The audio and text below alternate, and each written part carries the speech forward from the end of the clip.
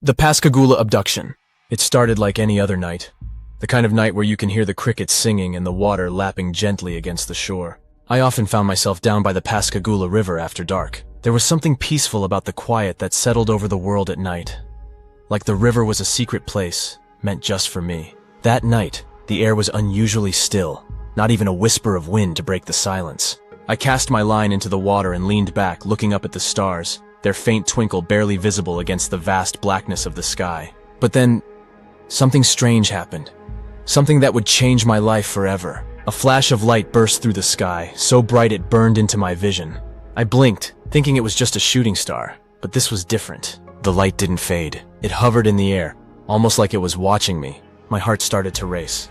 I've never been one to believe in supernatural things, but there was no denying the feeling of dread creeping up my spine. The light began to move slowly across the sky, closer to where I sat. I could hear a faint hum now, like an engine far off in the distance, growing louder as the light drew nearer. I wanted to pack up and leave, but I couldn't. I was frozen, rooted to the spot as the light passed over the river, casting an eerie glow on the water. Suddenly, it stopped, hanging there in the sky, just above the tree line. I squinted, trying to make out what it was. A helicopter?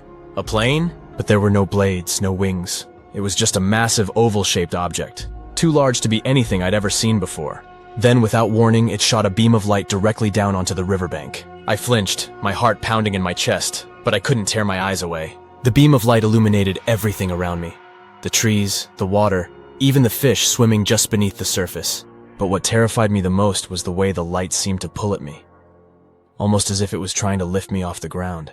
I scrambled back, my mind racing, trying to make sense of what was happening. Then, just as quickly as it appeared, the light disappeared. The sky was dark again, and the hum was gone. Everything went back to normal, but I knew something was wrong. Terribly wrong. I packed up my things and hurried home, trying to shake the feeling that I wasn't alone. That night I couldn't sleep. Every time I closed my eyes, I saw the light again, hovering above me, waiting. And then there were the dreams. Visions of shadowy figures, tall and thin, with large black eyes that seemed to pierce right through me. They were always watching, always waiting. The next day I tried to convince myself that it had all been in my head. Maybe I was just tired, or maybe I had imagined the whole thing. But deep down I knew that wasn't true. Something had happened to me down by that river, something I couldn't explain. A few days later I heard the story, the one that made my blood run cold. Two men, Calvin Parker and Charles Hickson, had come forward claiming they had been abducted by aliens while fishing on the Pascagoula River. They described strange beings, humanoid in shape, but unlike anything from this world. They were taken aboard a craft, examined, and then released. Their story was met with skepticism, but the details they shared, the details were too familiar.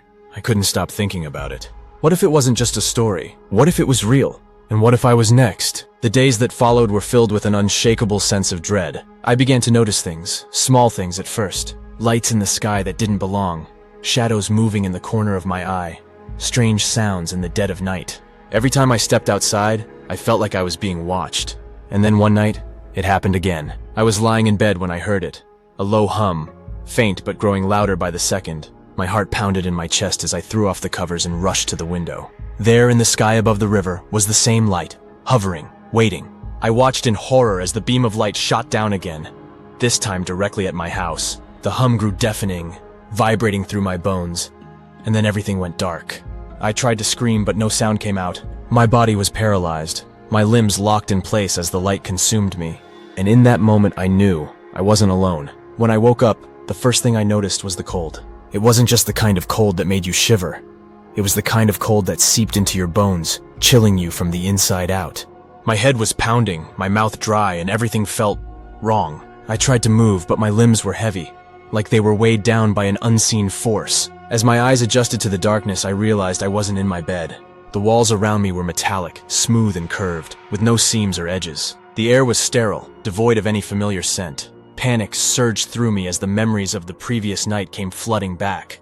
The light, the hum, the feeling of being watched. I struggled against whatever was holding me down, but it was useless. I was trapped. My heart raced as I tried to make sense of what was happening. Where was I? How did I get here? And then, from the shadows, they appeared. Tall, slender figures moved silently toward me, their movements fluid and unnatural. Their skin was pale, almost translucent, and their eyes, those large, black, soulless eyes, stared at me with an intensity that made my skin crawl. I wanted to scream, to run, but my body refused to cooperate. I was completely at their mercy. One of the beings reached out, its long fingers hovering just inches from my face. I could feel an odd pressure in my mind, like something was probing, searching for something deep inside me. It wasn't pain exactly, but it was uncomfortable, invasive. My vision blurred as the pressure intensified, and then darkness. When I woke up again, I was back in my bed. The sun was just beginning to rise, casting a soft glow through the curtains. For a moment, I thought it had all been a nightmare, a vivid, horrifying dream. But then I saw it. On my arm, just below the elbow, was a small circular mark. It looked like a burn, but I hadn't been near anything hot. My mind raced as I stared at the mark, my thoughts spiraling out of control. I tried to tell myself it was nothing, that I had just scratched myself in my sleep, but deep down, I knew the truth. Something had happened to me, something I couldn't explain, and that mark was proof. The days that followed were a blur. I couldn't focus on anything. I was constantly looking over my shoulder, jumping at every little sound. My mind was consumed by the memories of that night, replaying over and over again in my head. The strange figures, the cold, the mark on my arm. It all felt like some twisted reality I couldn't escape. And then, the nightmares started. Every night I would wake up drenched in sweat, my heart racing. The dreams were always the same. I was back in that cold metallic room surrounded by those figures. They were always watching, always waiting, and I was always powerless to stop them. I couldn't shake the feeling that they weren't just dreams, that they were something more. One night, after waking from yet another nightmare, I heard something outside my window. At first, I thought it was just the wind, but then I heard it again, a soft, rhythmic tapping, like someone was trying to get my attention.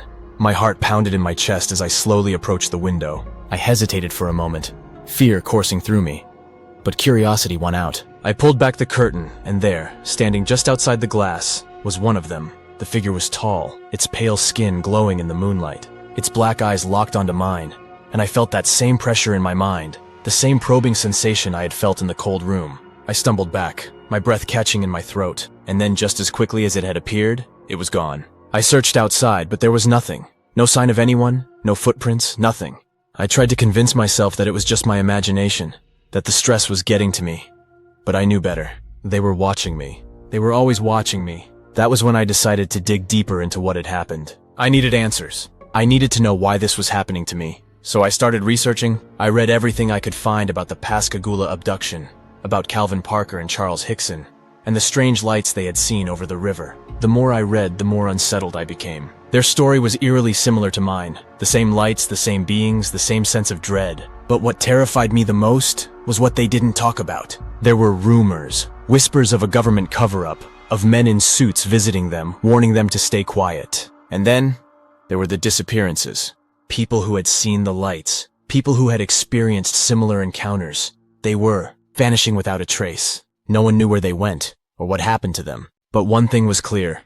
Once you saw the lights, you were never safe again. The realization hit me like a ton of bricks. This wasn't just some random encounter. They were coming for me. They weren't done with me yet, and there was no way to stop them. I spent the next few days in a state of constant paranoia, always looking over my shoulder, expecting them to appear at any moment. Every shadow seemed to move. Every sound seemed amplified. I was losing my grip on reality, and the worst part was, I knew it. But what could I do? I couldn't explain what was happening to me, not to anyone who wouldn't think I was crazy. I started to notice gaps in my memory.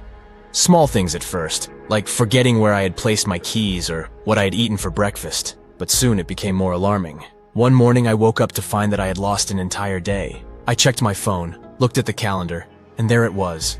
A whole day had passed, and I had no memory of it. The more I tried to recall what had happened, the more my head pounded with an unbearable pain, like something was blocking me from remembering. The mark on my arm, the one I had tried to convince myself was just a scratch, had started to change. It was no longer just a small burn. It had grown into a series of intricate lines, almost like a pattern etched into my skin. The lines twisted and turned, forming shapes that looked disturbingly familiar. Symbols that I had seen in my dreams, symbols that filled me with a deep, primal fear. I couldn't stay in my house anymore. Every room felt claustrophobic, like the walls were closing in on me. I needed answers, and there was only one place left to look: the Pascagoula River. That's where it all started.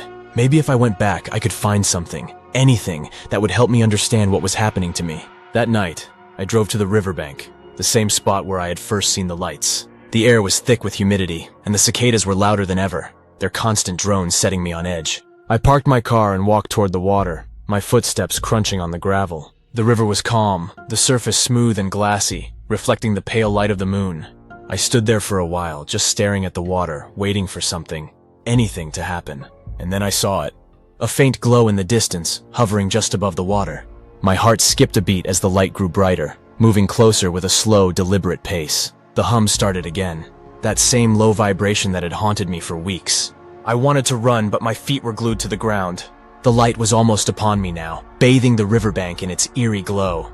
And then, out of the light, they emerged.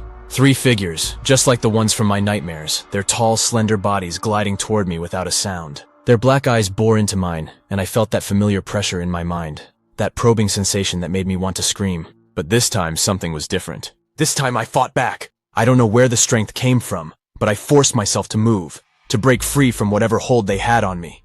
I stumbled backward, my hands fumbling for the pocket knife I always carried. It wasn't much, but it was something, and I wasn't going down without a fight. The beings paused, their heads tilting as if they were surprised by my resistance. One of them reached out, and I slashed at its hand with the knife. The blade sliced through its skin, but instead of blood, a thick, dark fluid oozed from the wound. The being recoiled, and for the first time I saw something in its eyes. Fear. But then everything changed. The light above us grew blindingly bright, and I felt a force pulling me off the ground. I tried to resist, but it was too strong. My body was lifted into the air, the river shrinking beneath me as I was drawn up into the light. My vision blurred, and the last thing I saw before everything went black was the figures below, watching me with their soulless eyes. When I woke up, I was back in my car. The sun was rising, casting a warm glow over the riverbank. I felt groggy, disoriented, and when I looked at the clock on the dashboard, my heart sank. Hours had passed, but I had no memory of what had happened. The missing time, it had happened again. I checked my arm, dreading what I might find. And sure enough, the pattern had changed once more. The lines had spread, crawling up toward my shoulder, intricate and unnerving. I tried to trace the shapes with my fingers, but the moment I touched them, a searing pain shot through my arm, and I had to stop. I drove home in a daze, my mind racing with questions. What were they doing to me? Why were they marking me like this? And most importantly, what did they want? When I got back to my house, I found a package waiting for me on the front step. No return address, no markings of any kind, just a plain brown box. I hesitated for a moment before bringing it inside. My hands trembled as I tore it open, and inside I found something that made my blood run cold. It was a tape recorder, old and worn, with a single cassette tape inside. A note was taped to the recorder, written in shaky, hurried handwriting. Play it. They're watching. My heart pounded in my chest as I pressed play. The tape crackled for a moment, and then a voice came through. It was garbled, distorted, like it had been recorded through layers of static. But I could still make out the words. They're here. They've been here for years, watching, studying. You can't escape them. No one can. The marks, they're not just marks. They're tracking you. They know everything, every thought, every fear. And when they're done, when they've learned everything they need, they take you. The tape cut off abruptly, leaving me in stunned silence. My hands shook as I rewound it, desperate to hear more, but the tape wouldn't play again. I stared at the recorder, my mind racing. Who had sent this? How did they know what was happening to me? And what did they mean by take you? A sudden knock on the door jolted me out of my thoughts. I jumped, my heart racing, and for a moment I considered not answering it. But then the knock came again, more insistent this time. I grabbed the pocket knife from the counter and cautiously approached the door. I hesitated for a moment before opening it, my grip tight on the knife. When I finally pulled the door open, there was no one there, just an empty porch in the stillness of the night. But something caught my eye. A small dark shape on the ground just outside the door. I bent down to pick it up, and as I turned it over in my hand, my blood ran cold. It was a blackened, shriveled piece of skin, just like the one I had cut from the being by the river. For days after finding that piece of skin on my doorstep, I locked myself in my house. Every creak of the floorboards, every gust of wind outside made my heart race. I barely slept, and when I did, the nightmares returned with a vengeance. Visions of the pale figures, their eyes fixed on me as I floated in the cold, metallic chamber. They were waiting, always waiting. I became consumed with paranoia, convinced that every shadow was one of them lurking just out of sight. I stopped answering my phone, stopped talking to anyone. I couldn't trust anyone anymore. Not when I knew they were out there, watching my every move. The marks on my arm had spread further, now curling around my neck like a dark, twisted vine. The pain was unbearable at times, but it was nothing compared to the fear that consumed me. Then one night, it all came to a head. I was sitting on the couch, staring blankly at the television, when the power went out. The house was plunged into darkness, and for a moment, everything was silent. And then the hum returned, that same low, vibrating hum that had haunted me since the night by the river. It reverberated through the walls, growing louder and louder until it felt like the whole house was shaking. I grabbed a pocket knife and stumbled to the front door, my breath coming in short, panicked gasps. As I stepped outside, the hum grew deafening, and there in the sky above my house was the light. It was larger this time, brighter, pulsing with an otherworldly energy. My body trembled as the beam shot down, bathing me in its blinding glow. I tried to run, but my legs wouldn't move. I was paralyzed again, just like before. I watched in horror as the beam of light began to pull me off the ground, lifting me into the air. My skin burned where the marks had spread, the pain radiating through my entire body. I screamed, but the sound was swallowed by the hum, and then everything went black. When I woke up, I was no longer outside. I was back in that cold, metallic chamber, suspended in the air by an unseen force. The room was dimly lit, and the air was thick with a strange, acrid smell. I tried to move, but my body refused to respond. I was completely at their mercy. The figures were there, surrounding me, their eyes gleaming in the dim light. But this time, there was something different about them. Their movements were slower, more deliberate, and their eyes seemed different, almost human. As they drew closer, I felt that familiar pressure in my mind, but this time it was stronger, more invasive. I could feel them sifting through my thoughts, digging through my memories, searching for something. The pain in my head grew unbearable, and I tried to scream, but no sound came out. And then, just as suddenly as it had started, the pressure stopped. The figures stepped back, their black eyes locked onto mine. One of them moved forward, raising a hand toward my face. I flinched, expecting more pain, but instead I felt calm. A strange, unnatural calm that washed over me like a wave. And then they spoke, not with words, but with thoughts. Images, memories, feelings, flashing through my mind in rapid succession. I saw the river, the lights, the night they first appeared. I saw the metallic chamber, the strange symbols etched into the walls. And then I saw something else, something that made my blood run cold. I saw myself. But it wasn't just me. It was countless others. All of us marked with the same symbols. All of us being watched, studied, controlled. We were like cattle, branded and kept for a purpose I couldn't yet understand. I tried to fight against the images, but they were too strong, too overwhelming. And then I saw the truth. The marks weren't just tracking us, they were changing us. Slowly, subtly, but with every day that passed, we were becoming something else. Something less human. The marks were spreading, not just on the outside, but on the inside, altering our minds, our bodies, until there would be nothing left of who we once were. And when the transformation was complete, we would be taken, disappearing without a trace, just like all the others. The revelation hit me like a freight train, and I screamed, thrashing against the force holding me in place. But it was too late. I could feel the change happening inside me, spreading like wildfire through my veins. My mind was slipping away, my thoughts no longer my own. I was becoming one of them.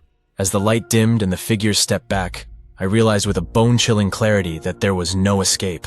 There never had been. The government knew. Of course they knew.